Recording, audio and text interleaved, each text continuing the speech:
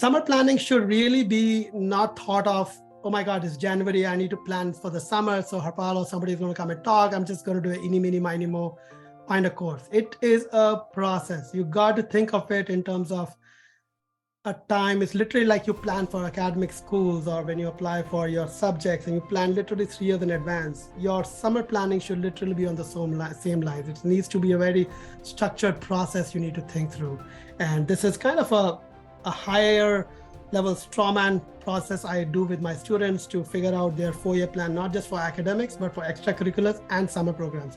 Notice I consider extracurriculars and summer programs different. To me, they are completely two different things and you different mindsets to apply. And we can talk sometime about that. UC Cosmos has 4 campuses: Davis, Irvine, San Diego, and Santa Cruz. Okay, they're taking close to about 1,000 students, sometimes 800, sometimes 1,000 students. You can roughly make it like 200 students per cluster, per campus. And they typically have about 10 clusters.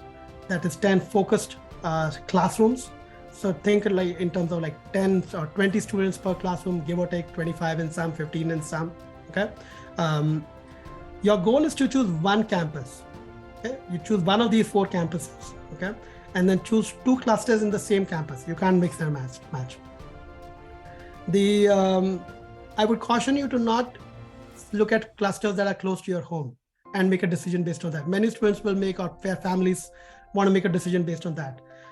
I say that because this is a very intense 1-month program, which is on site.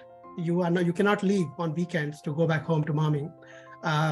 So even if it's in San Diego or Irvine, it doesn't matter. Or Santa Cruz, it doesn't matter.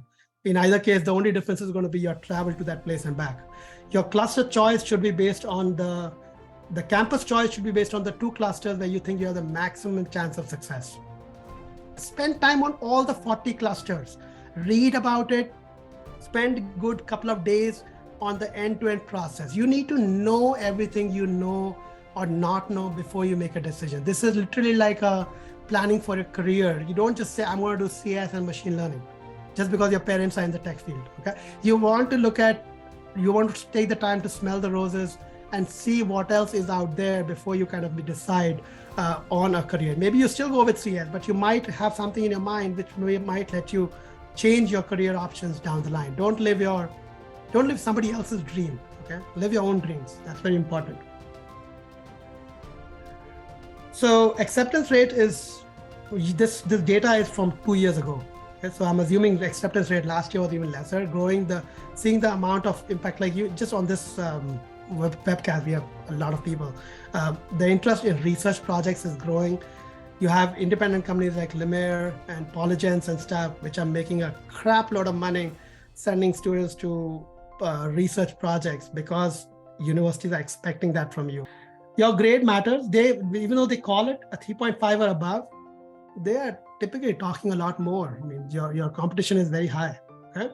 This is what's documented on their website, okay? Especially science and math. So one of the questions that I'd gotten earlier, how does the GPA affect? Depends in what area are you talking about the GPA, what grade are we talking about? If it's English, fine. If it's history, fine. Geo, maybe okay. But if you've STEM related subject, if you're doing if you've done accelerated math and stuff, absolutely go for it. If you've done like some physics or even AP Chem, if you've done it, yeah, go for it. If you've done AP Bio or even the introductory level bio, there's a fine line that divides that. And if you like, even if you just didn't, let me just put it this way, if you didn't hate it, go for this.